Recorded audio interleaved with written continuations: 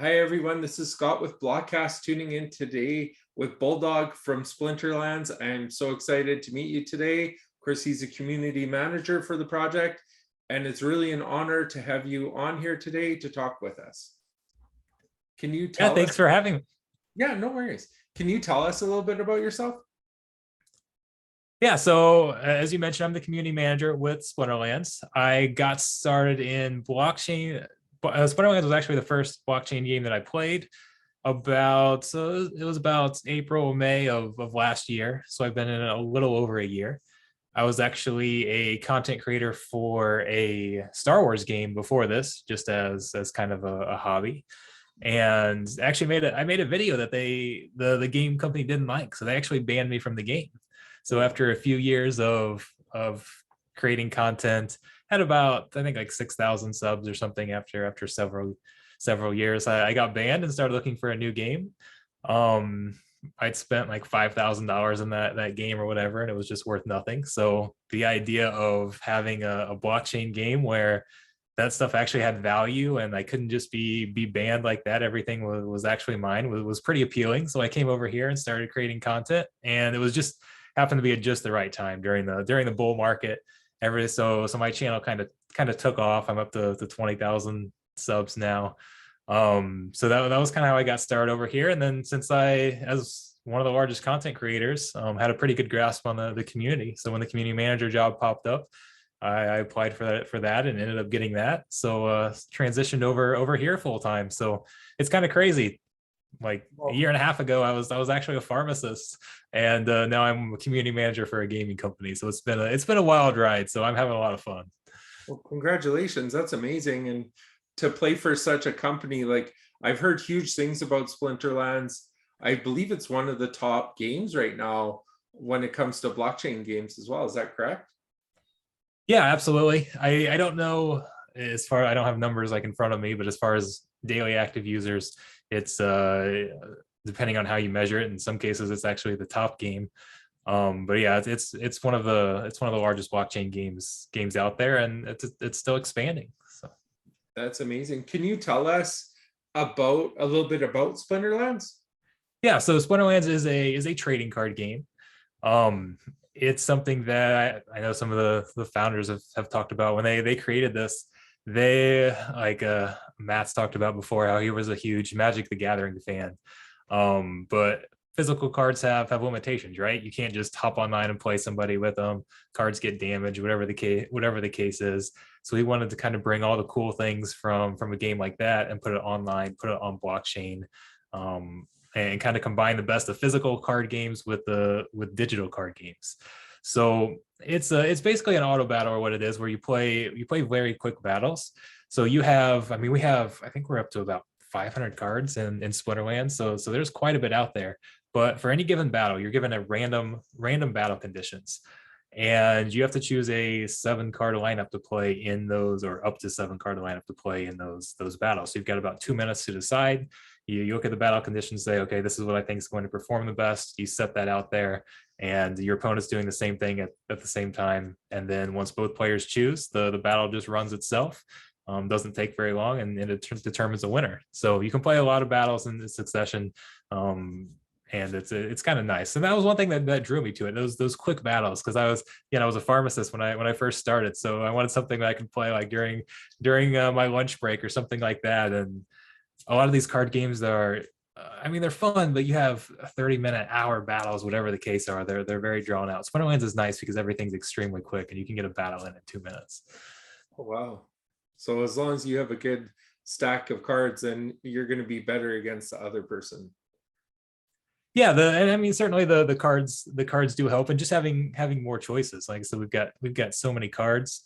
So it's kind of nice because, okay, if you have, since you're only using 7 at a time, okay, if you go out there and you've got 30 or 40 cards to choose some versus somebody that's got 300 to choose from. I mean, you can still go be competitive with those cards, but maybe in certain situations you might not be able to play the exact, or you just don't have as many options if you don't have as many cards. So expanding your deck does help, but it's not something where, okay, you have to go have all 500 cards if you want to compete. No, it definitely doesn't work like that.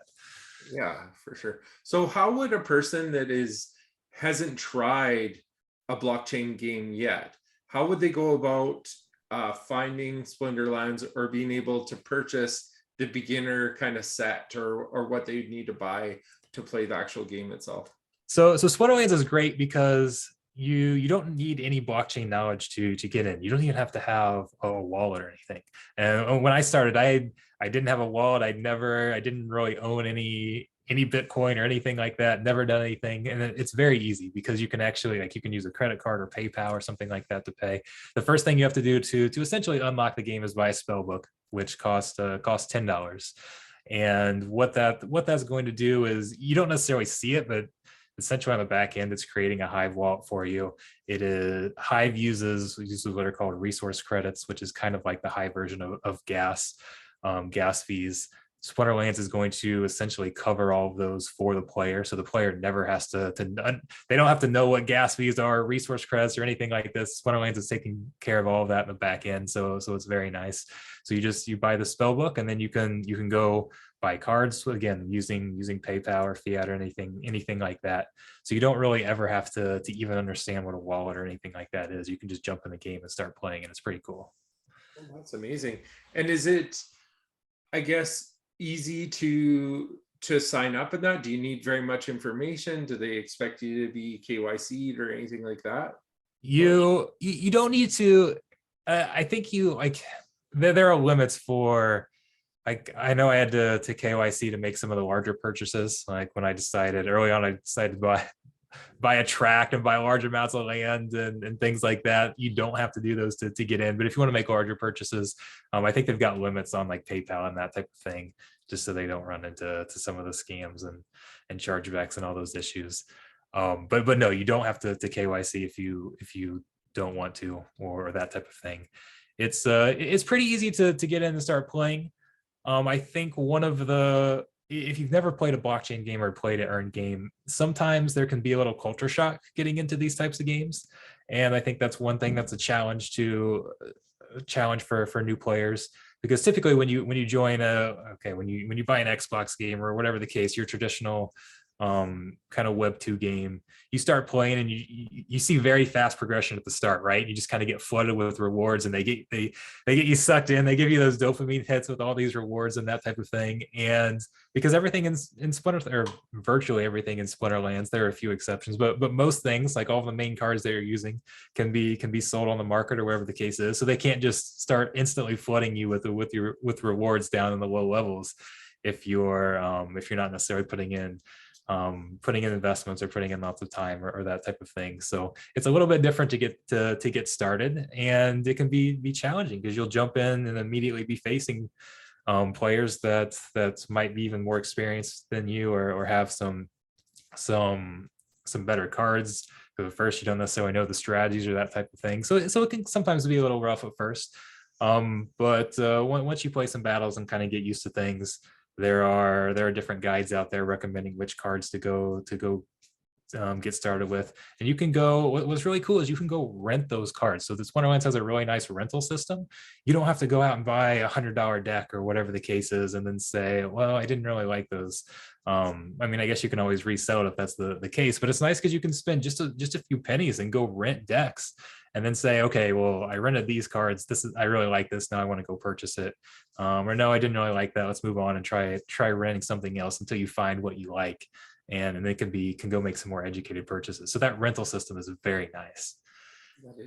that's awesome.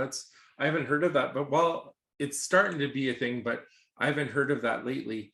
I know I've heard discussions of different games that were definitely looking at stuff like that, but I've never seen it implemented yet. So is there a way to earn like say a legendary or a rare card or anything like that during your gameplay? So yes, you can. So once you get out of Novice League, which is just your first few battles, and get into Bronze, every ranked battle that you win is going to give you some rewards. You can get SPS, which is the governance token, directly for each battle that you win. And then as you essentially, the more battles you win and the more battles you win at a higher rating as you climb up, you get points points every day that go towards unlocking reward chests. So after 24 hours, you will then go open up your reward chests, and those chests can contain more SPS, or there are certain reward cards that can only be, they're basically earned by players playing the game. That's the way they're distributed. So those can be from your basic common cards up to legendary cards. And then that's how those are earned. So the cards come from all different places. Some are just from rewards in battle. Others you can only get from packs or different set packs and those types of things. But yeah, you can absolutely earn cards just by playing the game. Awesome. And is there in-game tutorials as well that you can go through versus the strategies and stuff you find online? There is an in-game tutorial, but it's very basic and doesn't necessarily go into a lot of detail. So I mean, and you can kind of, you can read through and you can play through an initial battle, which will tell you some things. But after going through that, I would highly recommend going out and either finding some videos to watch, or jumping on our Discord and then talking to players, or some players just like jumping in and playing immediately. Just depends on kind of what your play style is. But I would say if you don't necessarily go read through some guides and you just jump in and play right away, you're probably gonna get smoked to begin with. Which is kind of how I learned. I prefer just to be hands-on and jump in and play and just kind of pay attention to why you lost. I'm like, okay, I got beat this way, so this is how this performed. That was a good strategy against me, so maybe I'll try to use that myself next time, or whatever the case. But no, it can be tough learning if you just jump in without looking through the guides. That's awesome. And then I guess the next question I have, I heard you talk about the different levels. Do you know what all the different levels are actually for players, like as they progress through the game? Yeah, so there are different leagues basically. So you start at novice, and again, that's kind of your intro league. And then there's basically bronze, silver, gold, diamond, and champion. And the way it works is that each league has the level caps. So you cannot play cards above a certain level in certain leagues. So as an example, bronze league is at the very beginning. Common cards can go up to level 10, but you can't actually play anything above a level 3. If you have a level 10 common card and you're playing at bronze, it's going to automatically get scaled down to level 3. So that way you don't have to, I mean, if you're playing in bronze, you don't have to worry about players coming in and just having maxed out decks that are stronger than you and just beating you down with better decks. So I mean, there can certainly be better cards, and there can be the max level for that league. So those better cards can still help, but there's a limits when you're playing there. And then once you rank up high enough, you can move up to silver, and that will then allow you to upgrade your cards or use higher level cards, whether they're your cards or renting them or whatever the case is. And the higher you rank up, the stronger all the cards get, and they start adding more abilities. So the game gets more complicated the more you rank up and things like that. So it's a nice progression system. That's awesome. And then I was going to ask you as well. So the ranking system, drawing a blank for half a second. Sorry about this. So you have your ranking system, which is great. And then for beginners, you have just the easier league, which is awesome.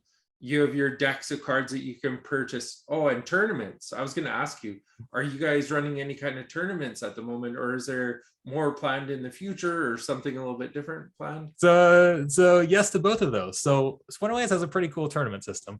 So they have in-game tournament, or like their official tournaments that are run, that are just hosted directly on the website. You just go, you enter the tournament, and there can be two types of tournaments. All the official ones right now are what are called anytime tournaments.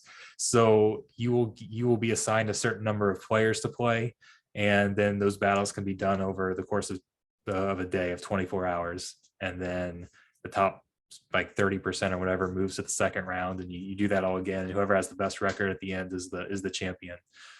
You can also have live tournaments where it's more of a traditional, you face somebody 1 versus 1, and whoever wins moves on to the next round, and you've got a bracket system and things like that. So both of those tournaments are in play.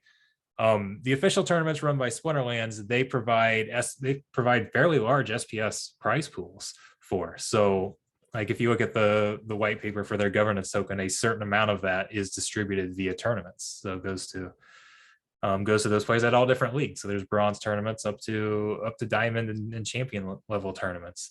So you've got the official ones, and then anybody can actually go in and create a tournament for Splinterlands. So I've even run some myself where I've hosted some, or you'll have sponsors that go in and hold these tournaments in order to kind of sponsor whatever product is, or just other players wanting to have fun with the community will go in and they can create their own prize pool, and you can have different entry fees or whatever the case is, or you can make them almost free. I mean, there's technically a charge, but minimum charge is like 1/10 of a cent or something. So it's pretty cheap. So yeah, anybody can go in and create tournaments too. Well, that's awesome. And now I know you're streaming this yourself, and we were talking earlier, you mentioned that we might be able to see a little bit of the gameplay just so people can see what it's about and the experience of it. Yeah, absolutely. I can pull up some gameplay here. Oh, did that work? Are you able to see that? Yeah, I see it. Yeah. Oh, here it is. Okay. Sorry, getting used to Zoom here. No problem. Okay, so yeah, we'll get in play a battle here. Now I'm a fairly high level player, so this is going to be up at diamond. So you're going to see cards that are, most of the cards I've been playing are going to be a maxed out cards. So when you join and first start playing the game, you won't necessarily see all of this, but it will kind of look similar here. So again, these are the random battle conditions. So we have different modifiers here. I won't necessarily go into them too in depth because they won't necessarily mean a whole lot if you're seeing it for the first time. But different battle conditions, mana is how much you can spend. 14 is a very low mana cap. We'll see that each card has a mana number, so it's going to limit how much we can spend. And then these are the 3 elements that are available. So there's literally like hundreds of thousands of different combinations here. So every single battle is going to be a little bit different. So you have to come in and see which battles you think are going to be the best. And let's go in. I'll see if I can put something together here fairly fast. We're going to try and choose a cheap little tank there. And I love the graphics of the cards. They're awesome. Like really. Again, it's hard to talk through it too much because I've only got a limited amount of time here, but let's do, and we'll try to get a little bit of a healer in here. Oh wait, I've already got my healer. Okay.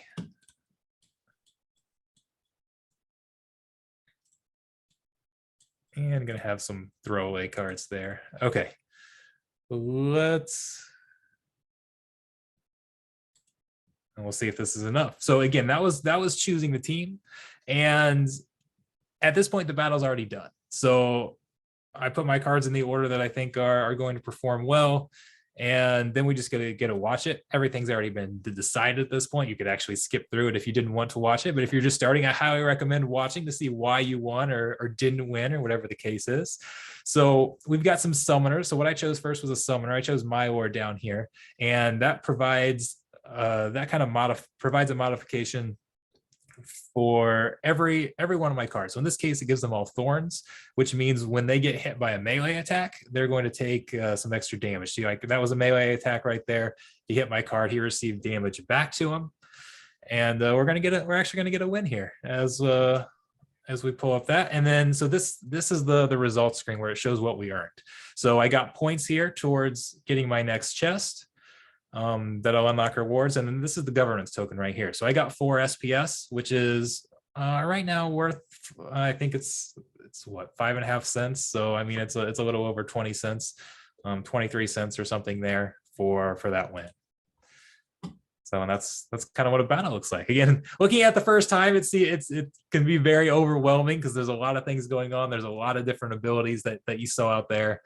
And there's a time limit, so it's hard to go through it all. But when you first start out in bronze, cards only have 1 or 2 abilities. Some don't have any abilities, and it's more about stats. So it kind of eases you into the game a little bit more without having to worry about all of those.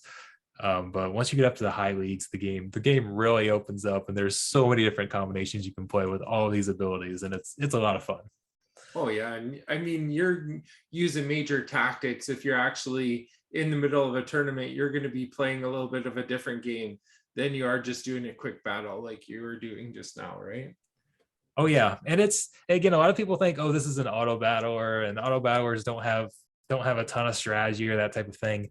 But literally every single battle is different because you can have, I mean, you've got all these different battle conditions. Like in that one, every card had poison, so that's why in between rounds, all these cards were getting poison that does extra damage. Different elements available, different mana caps. So it's every single time you're going in and making a different decision. And like I said earlier, that's where it does help to have a lot of cards, because that gives you more options to try and meet the battle conditions. But as you can see, you're only playing 7 cards at a time, so it's not like you really need to have hundreds of cards to do well.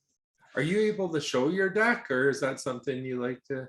Yeah, I mean, we can go over here to cards, and this is all, I mean, it's all on blockchain, so it's open. Anybody could come in here and type my name and sort through and look through what I've got. But yeah, I mean, there's a ton of cards. If we scroll down, like this is even just the fire element as I scroll down through all these cards. I just I've wanted people to see like the oh, graphics behind the cards too as well, because I mean they look so nice. Like, and it's amazing how far the artwork has come, because like let's go look at, like, here's the alpha. This is what they started at. And the alpha cards are kind of cool and everything, having the original. It's kind of like the original like Pokemon cards or whatever. There's certainly a lot of value to them. But if we look at like what the original artwork was, right here, I mean, it's not like it's bad or anything, but that's what an original card looked like. And then now we're getting into the chaos cards, and the Rift Watcher set is coming out here very, very soon. They're actually announcing on, what is it, September 5th?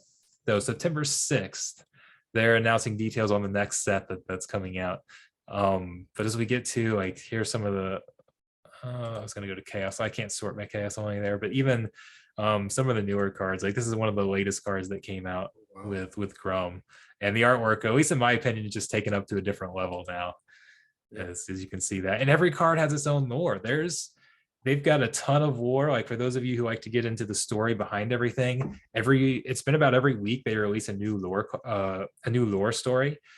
Just the lore just on this set alone for Chaos Legion, I think somebody combined them all and put it into a book, or like a format, and it's like 350 pages now or something. oh wow. So it's almost been like comic book, like they're written stories, or they've actually got audio recordings of them as well. But it's almost like that comic book type format where like every week there's a new issue that comes out, or every month there's a new issue that comes out, and each one just kind of a short story, but they all combine together to tell a much bigger story. So the lore behind it's all really cool and stuff too.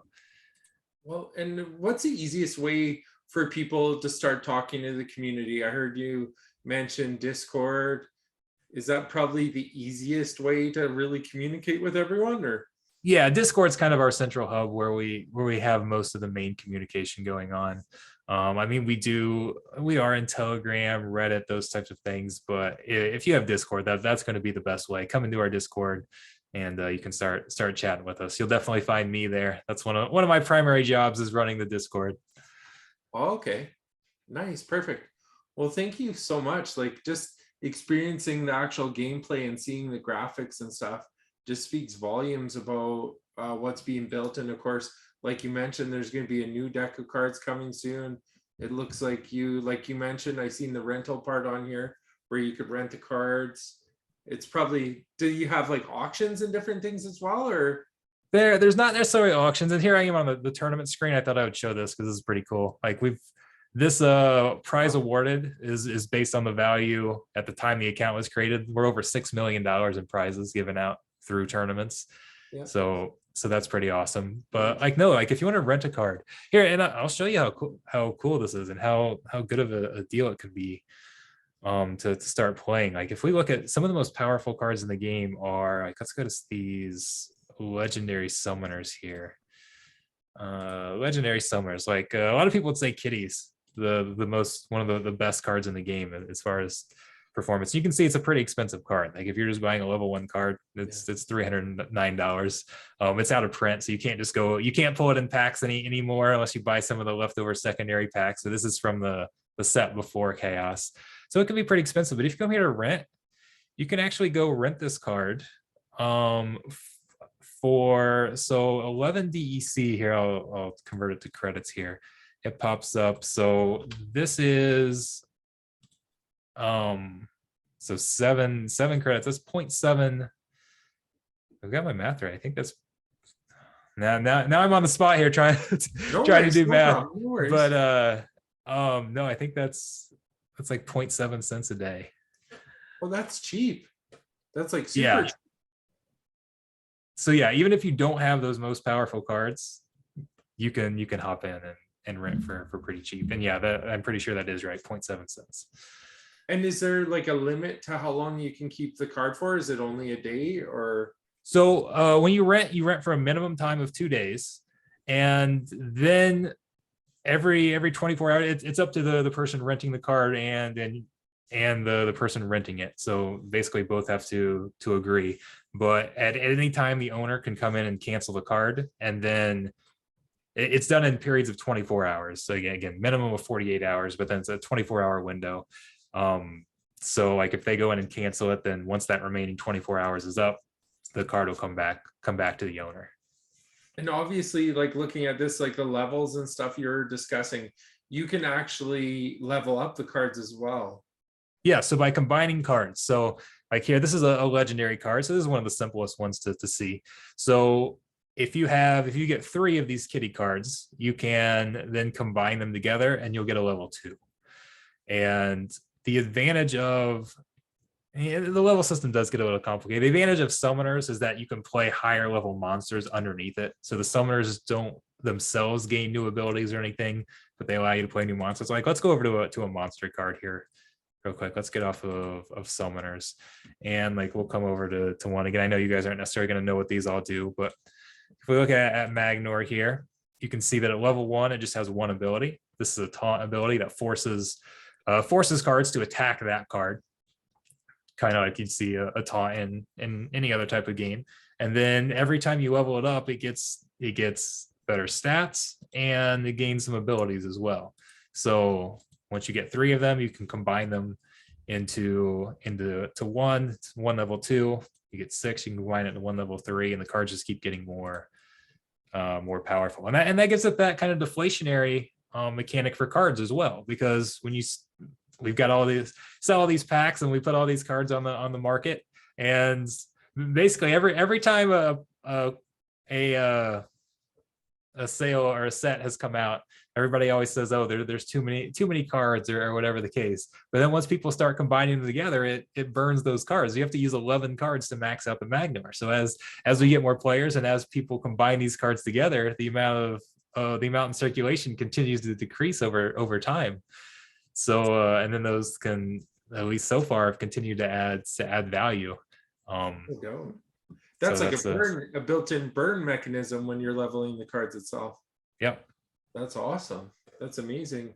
And you mentioned buying packs and stuff. Is there like a page you can go to where you buy? Oh, that's open. So yes, we have right now what's in stock is Chaos Legion packs. So there are going to be the way the game's designed, and again, it's always hard for them to predict this, but they essentially want about one main set a year to come out. I said we've got a new one coming out here very soon. That's going to be, it's basically like an expansion pack to this. It's one of the mini sets, but our main set is Chaos Legion. There will be 15 million packs of those available. We're approaching 10 million, so we're about 2/3 of the way through.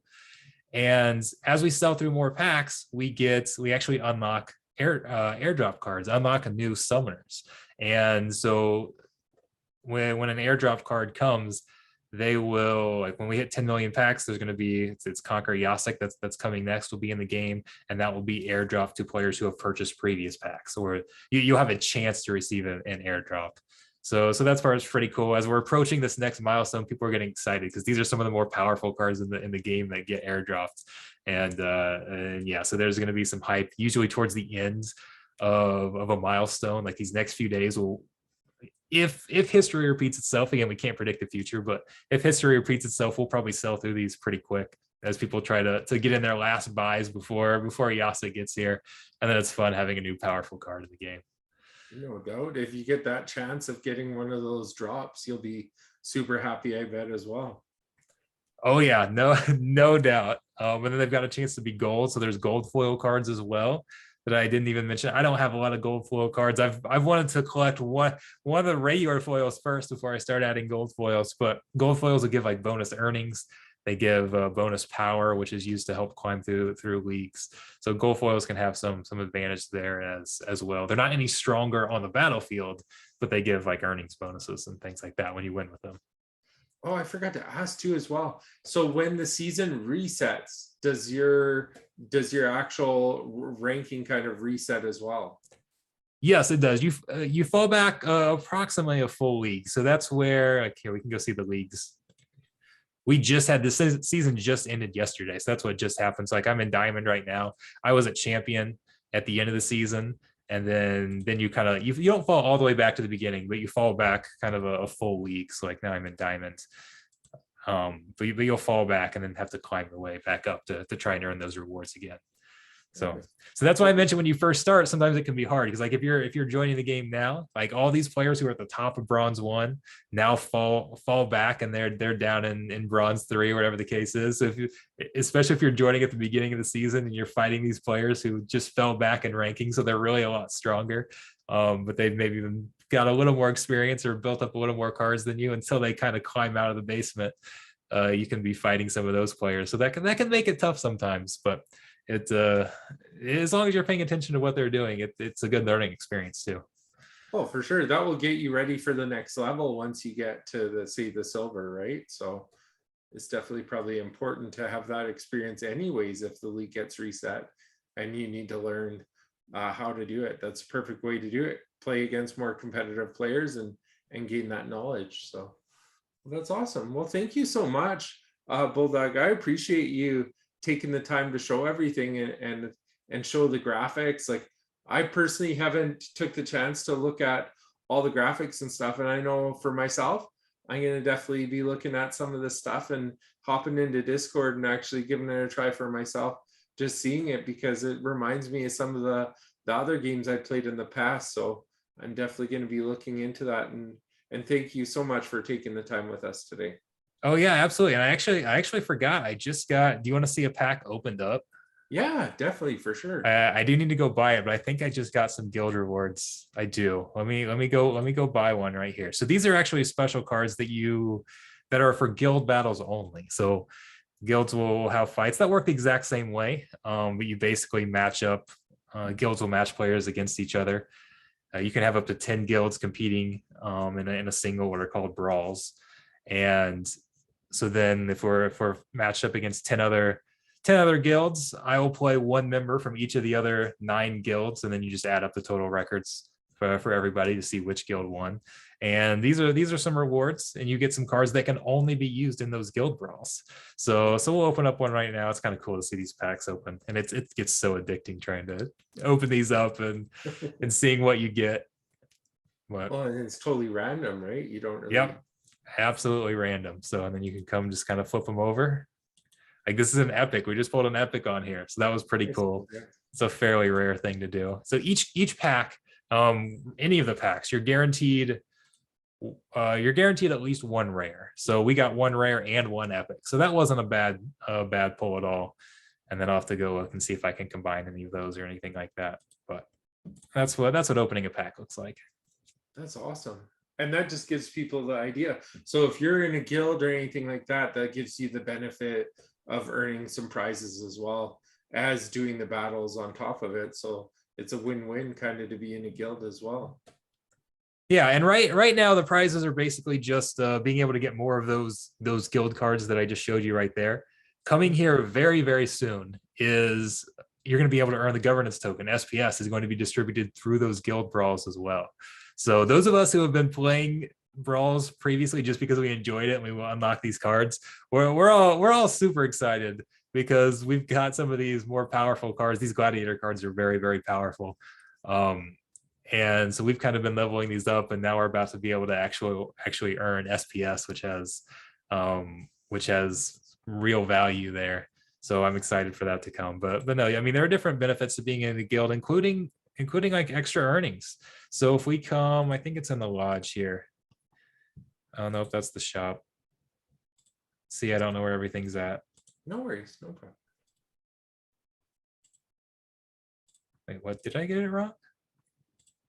I think Anyways, there's a DEC bonus, or there's a bonus to battles too.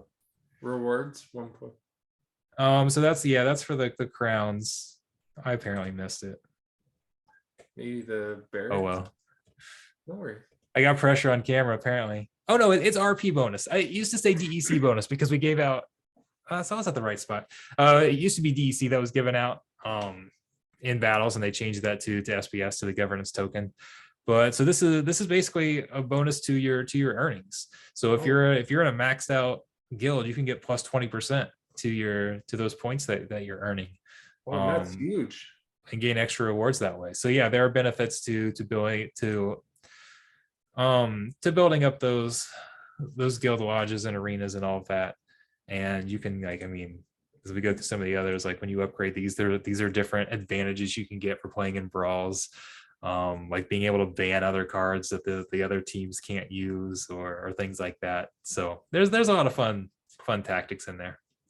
So, well, thank you for showing that as well. That gives us a really good example of what to expect in game and what to look at. And then as well, we mentioned the Discord, so you guys watch out for that. I'll make sure to put that in a link down below in the description of the video. So anybody that's interested, we'll have the link to Splinterlands and the link to the Discord as well, so people can look at that. And, you know, thank you. Like, this is more than as expected, and it really gives people an idea of what it's about and the different styles. So, I mean, thank you so much. Yeah, no problem at all. Thanks for having me. I love coming to do anything to talk Splinterlands. So no worries. And we'll maybe get you in again another time, maybe after this new pack comes out. Maybe there's going to be some cool stuff that you can show off, and that would always be awesome. Oh, like I said, on the 6th, September 6th, they are announcing not only some new stuff for the new packs, but there's going to be, like, Splinterlands is launching a new game, a tower defense game that's going to be within the Splinterlands ecosystem. And we're hoping, I don't know what all they're gonna be announcing and everything, but we're hoping to have more details on that on the 6th. And there's supposed to be like a pre-sale coming for that. So I think the game's still a few months off, but we should start to see some info on it. So that's going to be exciting as well, to get even a different genre of game here in the Splinterlands ecosystem. Awesome. Well, we're down to the last minute now, so I appreciate that. And you guys watch for the tower game. That's another thing that we're going to keep an eye out for. And when that comes out, maybe we'll get you back on. Thank you so much, Bulldog. We appreciate it. Awesome. Thanks a ton for having me. All right. You have a wonderful day. Talk to you soon. Thank you as well. Bye for now.